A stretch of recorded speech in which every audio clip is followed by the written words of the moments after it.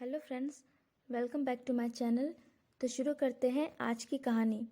आज मैं आपको भामती की कहानी सुनाऊंगी और भामती कौन है ये आपको कहानी के अंत में पता चलेगा। तो आप कहानी पूरे अंत तक सुनिएगा। बहुत ही छोटी सी कहानी है। तो एक समय की बात है, बिहार के एक शहर में एक युवक अपनी माँ के साथ रहता था। उस युवक का नाम था वचस्पति मिश्रा और उसकी माता का नाम था वत्स्या।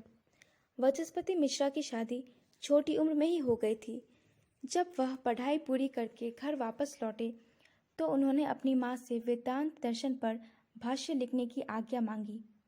संस्कृत साहित्य में उन ग्रंथों को भाष्य कहते हैं जो दूसरे ग्रंथों के अर्थ की व्याख्या प्रस्तुत करते हैं। जब वह भाष्य लिखने लगी तो उन्होंने अपनी माँ से कहा कि जब तक उनका भाष्य पूरा न हो जाए तब तक उनका ध्यान भंग न किया जाए। उनकी माँ काफ़ी बूढ़ी हो चुकी थी, तो उन्होंने मदद के लिए अपनी बहू को बुला लिया। उनकी बहू आते ही सारी जिम्मेदारी उठा ली। कुछ दिन बाद माताजी का स्वर्गवास हो गया, तो उनकी बहू ने घर की सारी जिम्मेदारी उठा ली और पति की सेवा में लीन हो गई। वचस्पति मिश्रा साहित्य साधना में ऐसे लीन रहे कि उन्हें पता ही न चला कि उनकी सेवा कौन कर रहा है। धीरे धीरे 30 साल बीत गए। एक दिन शाम को दीपक का तेल खत्म हो गया और वचस्पति मिश्रा का ग्रंथ भी पूरा हो गया। दीपक के बुझने से उनकी पत्नी को बहुत ही दुख हुआ।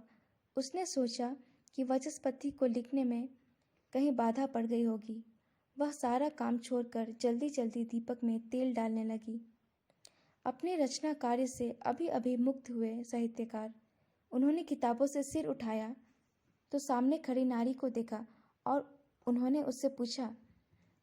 वह उसे पहचान नहीं पाए और उन्होंने उससे पूछा कि आप कौन है देवी। नजरें झुकाकर सामने खड़ी उनकी पत्नी ने कहा, हे देव, मैं आपकी पत्नी हूँ।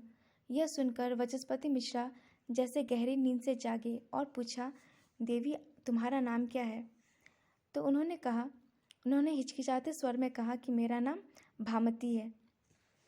वचस्पति मिश्रा उसके त्याग और सेवा से इतने प्रभावित हुए कि उन्होंने तुरंत कलम उठाई और 30 वर्षों का कठिन मेहनत करके जो ग्रंथ उन्होंने लिखा था उसके प्रथम पन्ने पर भामती लिख दिया।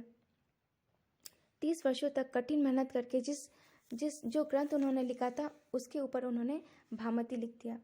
दुनिया में वचस्पति के तप की कहानी फैली तो साथ ही भामती के त्याग की कीर्ति भी फैली। वचस्पति ने अपनी पत्नी से कहा, उनकी ओर देखा और कहा, मैंने अपनी 30 साल की मेहनत तुम्हारे नाम कर दी है। जो भी ये ग्रंथ पढ़ेगा उसे शायद ही मेरे बारे में पता होगा, लेकिन वो तुम्हें ज़रूर जानेगा। मेरी सफलता के पीछे तुम्हारा बहुत बड़ा योगदान है और इसीलिए तुम इसकी हकदार हो। वचस्पति ने कहा, इतिहास मुझे जाने या ना जाने, लेकिन तुम्हें ज़रूर जानेगा।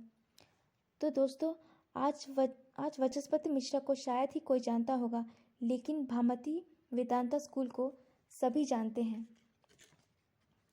तो कैसी लगी आज की कहानी ज़रूर बताइएगा और अगर अच्छी लगी हो तो लाइक शेयर और सब्सक्राइब ज़रूर करिएगा। Thank you.